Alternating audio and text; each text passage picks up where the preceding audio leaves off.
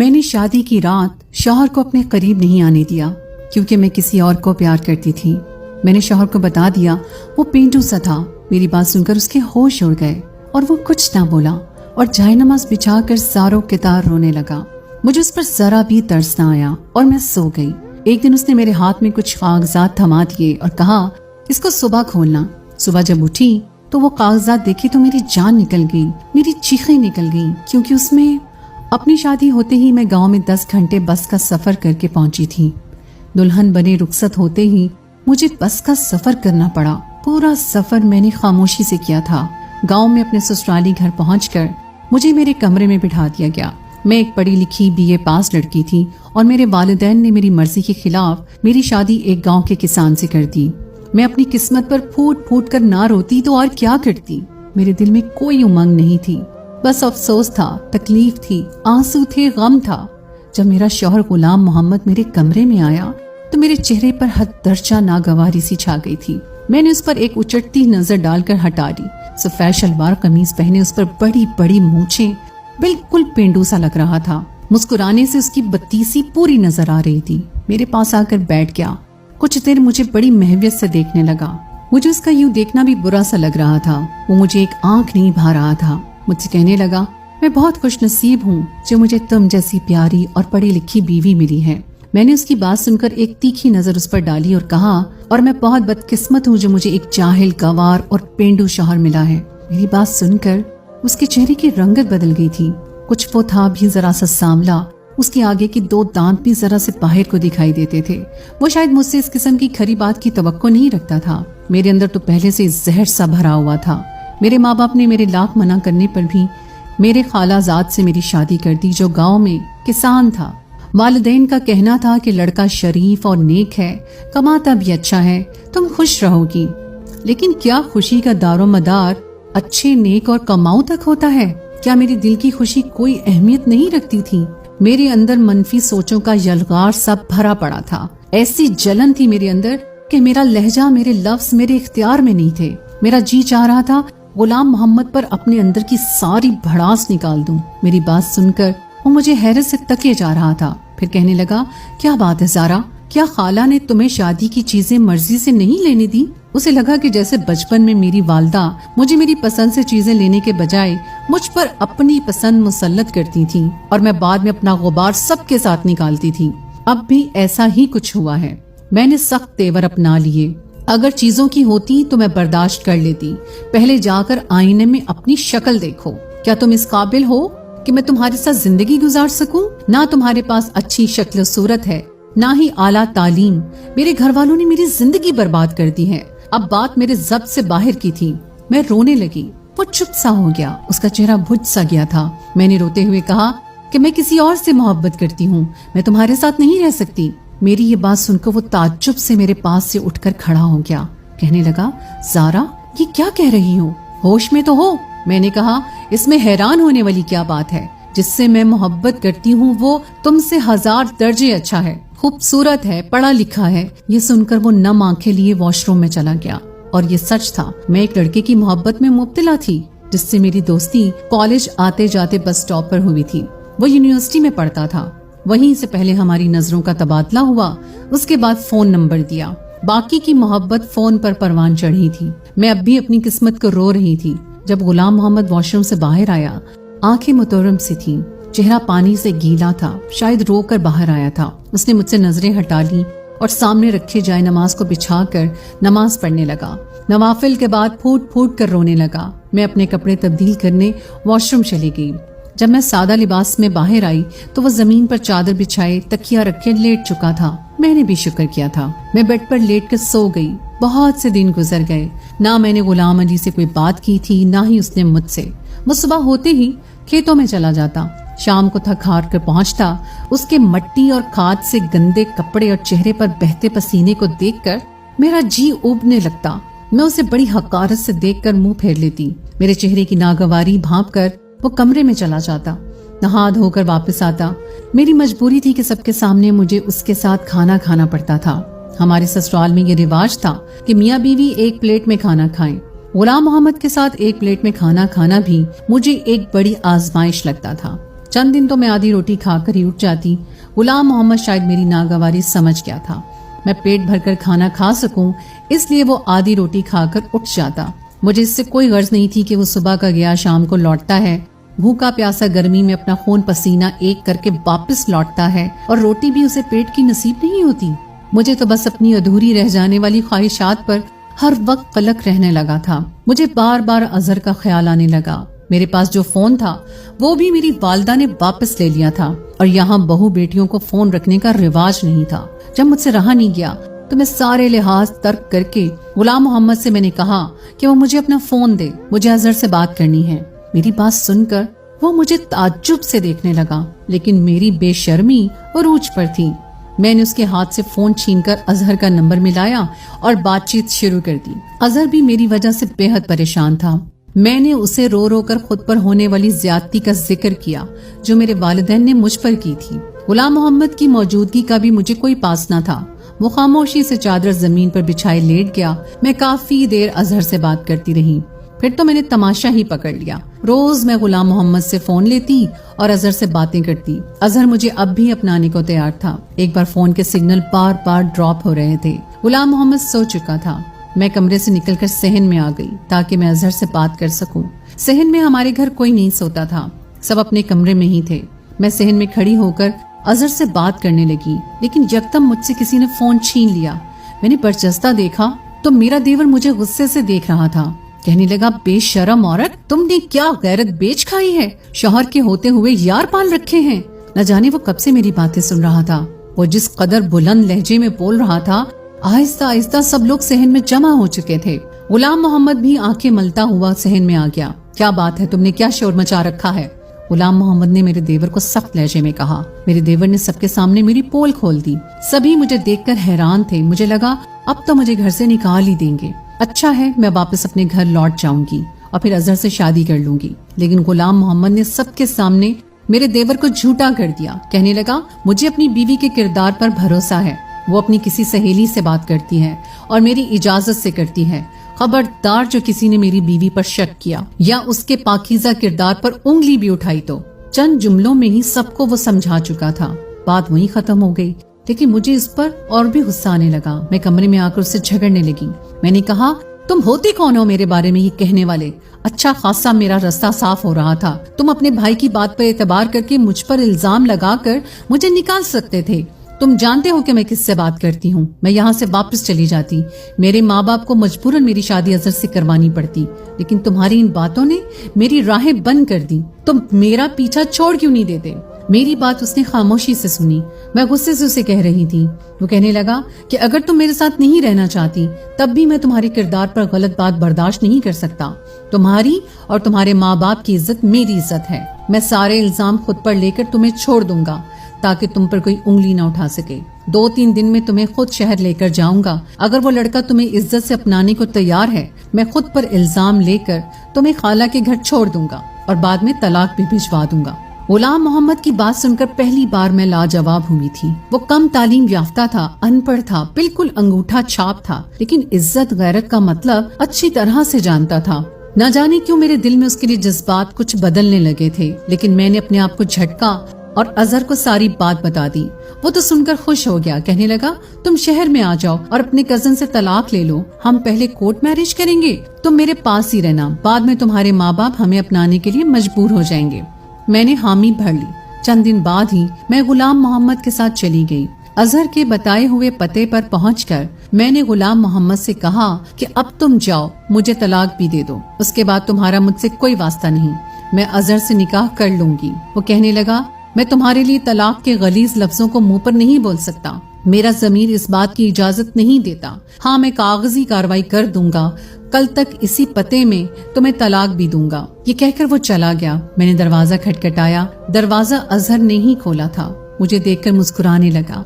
मैं घर दाखिल हो गई, लेकिन घर में उसके घर वाले नजर नहीं आ रहे थे। हालांकि वो मुझसे कह रहा था वो मेरे बारे में सब कुछ अपने घर वालों को बता चुका है। मैंने खाली सहन देखकर पूछा कि तुम्हारे घर वाले कहाँ हैं? कहने लगा, अंदर आओ, बताता हूँ। मैं उसकी हमराही में ही अंदर कमरे तक गई। कमरे में 2 मर्द और मौजूद थे। मुझे देखकर कमीनगी सी हंसी हंसने लगे।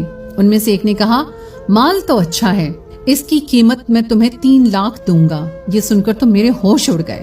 اظہر میری سودے بازی کر رہا تھا۔ میں تو چکر کھا کر رہ گئی۔ اس سے پہلے کہ وہ مجھے کمرے کے اندر دھکیل کر کمرہ بند کرتا، میں نے بر وقت اپنا دماغ چلایا اور اظہر کو دھکا دے کر بھاگ کر مین گیٹ سے باہر نکل گئی۔ وہ تینوں میرا پیچھا کرنے لگے۔ غلام محمد ابھی اتنی دور نہیں گیا تھا۔ اسے دیکھ کر میں اسے پکارنے لگی۔ اس نے پلٹ کر مجھے دیکھا۔ میں بھاگتے ہوئے اس کے پاس پہنچی تھی۔ میرے پیچھے اس وقت 3 مرد بھاگ رہے تھے۔ رات کا اندھیرا چھا گیا تھا۔ وہ جگہ بھی سنسان تھی جہاں اظہر نے ہمیں بلایا تھا۔ میں ڈری سہمی غلام محمد کے پیچھے جا چھپی۔ وہ تینوں مرد ہم تک پہنچ گئے تھے۔ غلام محمد سے کہنے لگے، اس لڑکی کو ہمارے حوالے کر دو ورنہ تمہیں جان سے مار دیں گے۔ اس نے جواب دینے کے بجائے انہیں مارنا شروع کر دیا۔ بدلے میں وہ لوگ بھی غلام محمد کو مارنے لگے۔ ایک شور سا مچ گیا۔ کچھ دیر میں لوگوں کا ہجوم سا لگ گیا۔ خدا کی کرنی یہ ہوئی کہ وہاں سے پولیس موبائل گزر رہی تھی۔ پولیس کو دیکھ کر وہ لوگ بھاگنے کی کوشش کرنے لگے لیکن پکڑے جا چکے تھے۔ پولیس کب سے ان کی تلاش میں تھی۔ وہ لوگ لڑکیوں کو اپنی محبت کے جال میں پھنسا کر آگے بیچ دیتے تھے۔ اللہ نے مجھے بچا لیا تھا۔ غلام محمد کے ہونٹوں کے پاس زخم ہو چکا تھا۔ پہلی بار مجھے اس کے زخم کو دیکھ کر دکھ ہوا تھا۔ وہ مجھے خاموشی سے بس اسٹاپ تک لے گیا۔ میں اس کے سامنے نظریں اٹھانے کے قابل نہیں رہی تھی۔ وہ ان پڑھ ہو کر بھی باظرف نکلا تھا۔ مجھے اپنا آپ اس کے سامنے چھوٹا سا لگنے لگا۔ وہ مجھ سے پوچھنے لگا کہ زارا کہاں جانا چاہتی ہو؟ اپنے والدین کے پاس؟ میں نے کہا مجھے آپ کے ساتھ جانا ہے۔ میری بات سن کر اس نے مجھے بڑی حیرت سے دیکھا تھا۔ میں اس کے ظرف کے سامنے ریزہ ریزہ سی ہو کر رہ گئی تھی۔ میرے ماں باپ نے میرے لیے ہیرا چنا تھا، بس میں ہی اپنی کم عقلی سے کانچ کی چمک دیکھ کر اپنے ہاتھ زخمی کرنے چلی تھی، لیکن بر وقت بچ گئی۔ غلام محمد نے مجھ سے دوسرا کوئی سوال نہیں پوچھا اور مجھے گاؤں لے گیا۔ میں نے غلام محمد کا زخم دیکھ کر فکر مندی سے پوچھا کہ غلام محمد تمہیں ہوا کیا ہے؟ وہ کہنے لگا بس سے اترتے ہوئے گر گیا تھا، اس لیے چوٹ لگ گئی۔ میں اپنے اندر بہت شرمندہ سی ہو کر رہ گئی تھی۔ میں نے اپنے شوہر کا بظاہر دیکھ کر اسے کیا کچھ نہیں سنایا تھا، لیکن اس نے میرے ساتھ اب تک بھلائی ہی کی تھی۔ 2 دن تو میں اسے نظر نہیں ملا پائی، اپنے اندر خود کو لعنت ملامت کرتی رہی۔ وہ اب بھی آدھی روٹی کھا کر میرے پاس سے اٹھنے لگا تو میں نے اسے روک لیا۔ میں نے کہا آپ کھانا ٹھیک سے کیوں نہیں کھاتے؟ روز آدھی روٹی کھا کر اٹھ جاتے ہو۔ میری بات پر غلام محمد نے مجھے حیرت سے دیکھا تھا، پھر اٹھ کر نہیں گیا، چپ چاپ کھانا کھانے لگا۔ اب میں خیال رکھنے لگی تھی، اندر سے تو میں ٹوٹ چکی تھی، اس لیے اپنے شوہر کے سامنے جھک کر اپنی غلطی کا اعتراف کرنا مجھے مشکل لگ رہا تھا۔ میں چاہتی تھی کہ وہ مجھے خود سے معاف کر دے، لیکن وہ چپ تھا۔ رات کو دیر کمرے میں آتا اور زمین پر چادر بچھا کر لیٹ جاتا۔ ایک دن میں نے اپنی ساری ہمت مجتمع کر کے اس کے سامنے بیٹھ گئی۔ میں نے کہا غلام محمد مجھے معاف کر دیں، میں نے آپ کو سمجھنے میں غلطی کر دی۔ ہیرا چھوڑ کر میں کانچ کا سودا کرنے چلی تھی۔ میں روتے ہوئے اپنی غلطی کا اعتراف کر رہی تھی، لیکن وہ اب بھی خاموش تھا، کچھ نہیں بولا، نہ ہی مجھے چپ کروایا۔ اپنا تکیہ اٹھا کر زمین پر سونے لگا۔ میں نے کہا آپ کی جگہ یہاں نہیں ہے، آپ اوپر سو جائیں۔ میں جانتی ہوں کہ میری غلطی چھوٹی نہیں ہے، بہت بڑی ہے۔ میں نے آپ کا بہت دل دکھایا ہے، لیکن آپ نے ابھی تک اپنا اعلیٰ ظرف ہی مجھے دکھایا ہے۔ ہو سکے تو مجھے معاف کر دینا۔ مجھے لگا اب وہ ضرور میری کوتاہی کو معاف کر کے مجھے سینے سے لگا لے گا، لیکن وہ نہ جانے کیوں مجھے ٹکٹکی باندھے دیکھ رہا تھا۔ اس کی چپ مجھ سے صحیح نہیں جا رہی تھی۔ میں نے کہا غلام محمد کچھ تو کہیں، آپ چپ کیوں ہیں؟ مجھے ڈانٹ لیں، اپنا غصہ مجھ پر نکال لیں، مجھے معاف کر دیں۔ میں اس کی منت سماجت پر اتر آئی تھی، لیکن اس کی چپ ہنوز تھی، وہ نہیں ٹوٹی۔ ہماری شادی کو 6 ماہ بیت گئے تھے۔ شادی کے بعد جو چپ کا قفل غلام محمد نے اپنے ہونٹوں پر لگایا، وہ میری منت سماجت اور رونا دھونا بھی نہ کھول سکا۔ وہ مجھے خالی آنکھوں سے دیکھ رہا تھا، چپ چاپ لیٹ گیا۔ صبح چند کاغذات میرے ہاتھ میں تھما دیے۔ مجھ پر تو گویا آسمان گر پڑا تھا۔ میں تڑپ تڑپ کر رونے لگی، کہنے لگی غلام محمد مجھے طلاق مت دو۔ میں اس کے سامنے رونے بلکنے لگی، کہنے لگا تم پڑھی لکھی ہو، اسے پڑھ کر سائن کر دینا۔ یہ کہہ کر کمرے سے باہر نکل گیا۔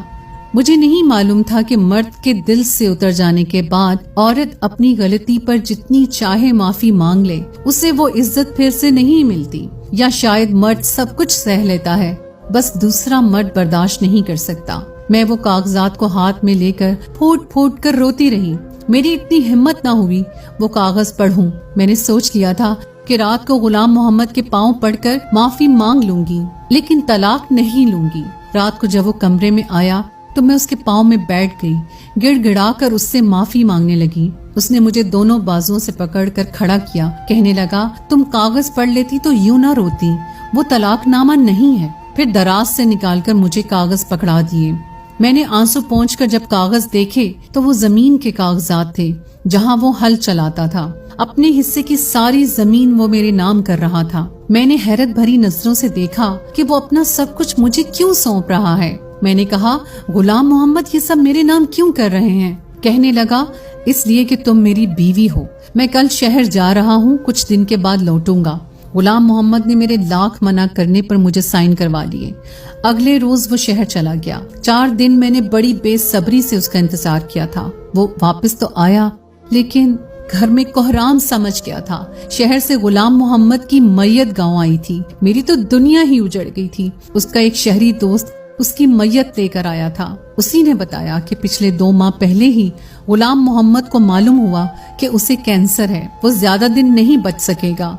ना जाने पिछले 6 माह से कौन सा अमल उसे खाए जा रहा था, जिसका नतीजा उसकी जान ही ले गया। मुझ पर तो गशी के दौरे पड़ने लगे थे। 2 दिन बाद मैंने कुछ होश संभाला तो एक खत मुझे मेरी सास ने दिया। कहने लगी, ज़ारा, ये गुलाम मोहम्मद के दोस्त ने दिया है। कह रहा था, गुलाम मोहम्मद ने तुम्हारे नाम भेजा है। ये सुनकर मुझे हैरत का झटका लगा था। मैंने अपनी सास से कहा कि खाला, गुलाम मोहम्मद तो अनपढ़ था, फिर खत कैसे लिखा? उसने कहा। उस पर खाला ने मुझे ताज्जुब से देखा और कहा, तुम्हें किसने कहा कि गुलाम मोहम्मद अनपढ़ था? उसने 10 जमातें गांव के स्कूल से पास की थी और 14 जमातें प्राइवेट पढ़ी थी। साथ ही साथ अपने बाप का बाजू भी बना रहा। मैं तो सुनकर दंग रह गई थी। मैं शादी से पहले कभी गांव नहीं आई थी। मुझे लगा खाला के सब बच्चे अनपढ़ ही होंगे। खाला कहने लगी, तुम्हें गुलाम मोहम्मद बचपन से चाहता था। कहता था, अम्मा, ज़ारा तालीम हासिल कर रही है, इसलिए मुझे भी आगे पढ़ना है। कल को जब वो मेरी बीवी बने तो उसे लोगों के सामने ये शर्मिंदगी न उठानी पड़े कि उसका शौहर अनपढ़ है, जाहिल है और गवार है। मुझ पर ये इंकशाफात किसी हथौड़े की तरह से लग रहे थे। आज तक मुझे गुलाम मोहम्मद ने ये नहीं बताया था कि वो भी पढ़ा लिखा है। मैंने वो खत लिया और खोलकर पढ़ने लगी। ज़ारा, मैंने आज तक तुम्हें नहीं बताया कि मैं तालीम याफ्ता हूँ, क्योंकि तालीम हासिल करना हर शहरी का हक है और जरूरी भी। फिर इन बातों को सबके सामने जताया जाए कोई जरूरी तो नहीं होता। मैंने जब से होश संभाली अपनी माँ को यही कहते सुना कि वो तुम्हें अपनी बहू बनाना चाहती हैं, इसलिए मेरे दिल में तुम्हारी मोहब्बत की कौंपल बचपन से ही फूटने लगी थी। जैसे जैसे मेरी उम्र बढ़ती रही, मेरी मोहब्बत भी परवान चढ़ती रही। कब मेरी मोहब्बत एक तनावर दरख्त की तरह मेरे वजूद में अपनी जड़ें पकड़ चुकी थी, मुझे अंदाजा ही नहीं हुआ। मुझे जब भी अम्मा ये कहती ज़ारा पढ़ रही है तो मुझे भी पढ़ाई का शौक होने लगा। जब वो ये कहती ज़ारा को खाने में ये पसंद है, मुझे वही चीज खाने में अच्छी लगने लगी। मैं शायद गलती से तुमसे इश्क कर बैठा था ज़ारा, इसलिए शादी की रात तुम्हारे मुंह से सब बातें सुनकर मुझसे बर्दाश्त ही नहीं हुआ। मैंने आज तक कभी आंसू नहीं बहाए थे। रोना तो बहुत दूर की बात है, हर हालात का डट कर मुकाबला किया था, लेकिन उस दिन तो मैं टूट कर ही रह गया था। मर्द सब कुछ सह सकता है, लेकिन अगर लड़की शादी की पहली रात ये कह दे कि वो शौहर के बजाय किसी और से मोहब्बत करती है, तो शौहर का मान एतबार चिकनाचूर हो जाता है। मैं भी टूट चुका था। फिर मैंने तुमसे मोहब्बत भी बहुत टूट कर की थी, इसलिए जब तुम मेरे सामने अपने आशिक से बातें करती, ऐसी बातें जिन पर शौहर होने के नाते मेरा हक था, तो मेरा दिल खून के आंसू रोता था। कब ये गम मुझे कैंसर में मुब्तला कर गया मुझे पता न चल सका। मैंने अपनी सारी जमा पूंजी तुम्हारे नाम कर दी कि कहीं मेरे मरने के बाद तुम्हारे साथ कोई हक तलफी ना कर सके। तुम आजाद हो ज़ारा, पूरी इज्जत के साथ तुम्हें कोई भी अपना सकता है। मेरी मोहब्बत शायद मेरा मसला थी, इसलिए कब्र तक मेरे साथ जाएगी। खत पढ़ते हुए मैं ज़ारों के तार रो रही थी।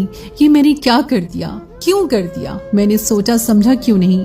मेरी बेतनाई ने मेरे शौहर की जान ले ली। मैं धाड़े मार मार कर रोने लगी। मेरी सास मुझे देखकर घबरा सी गई। कहने लगी, ज़ारा, ऐसा क्या लिख दिया था उसने?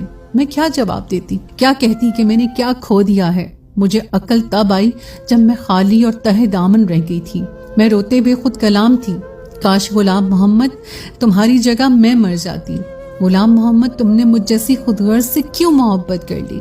काश कि तुम जिंदा रहते, तुम्हारे बदले मैं मर जाती। मेरे आंसू नहीं रुक रहे थे, मैं हिज़यानी की कैफियत से गुजर रही थी। एक वफा गुलाम मोहम्मद मुझसे निभाकर मनो मट्टी तले जा चुका था और एक मोहब्बत निभाने का मैंने अहद कर लिया था। आज मेरी उम्र 50 साल हो चुकी है और मैं अब भी गुलाम मोहम्मद की बेवा हूँ।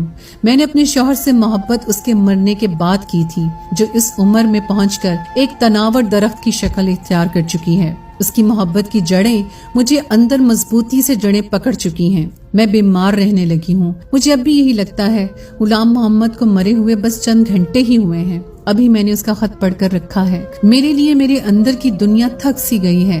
मेरा जख्म आज भी हरा है। मेरे दुख में कभी कमी नहीं आ सकी। मेरी उन लड़कियों से गुजारिश है जो अपनी आला तालीम को सर पर सवार कर लेती हैं और अपने कम तालीम याफ्ता शौहर को हकारत से देखती हैं कि खुदारा अपने शौहर की कदर करें।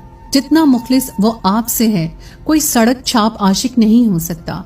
जो शख्स आपको इज्जत से बयाने के बजाय कोर्ट मैरिज का मशवरा दे, वो आपको बेच खाएगा। काश कि ये बात मैंने पहली समझी होती तो शायद गुलाम मोहम्मद आज भी जिंदा होता। तो दोस्तों, ये थी हमारी आज की कहानी। उम्मीद है आपको आज की कहानी पसंद आई होगी। कहानी अच्छी लगे तो उसे लाइक जरूर कीजिए, दोस्तों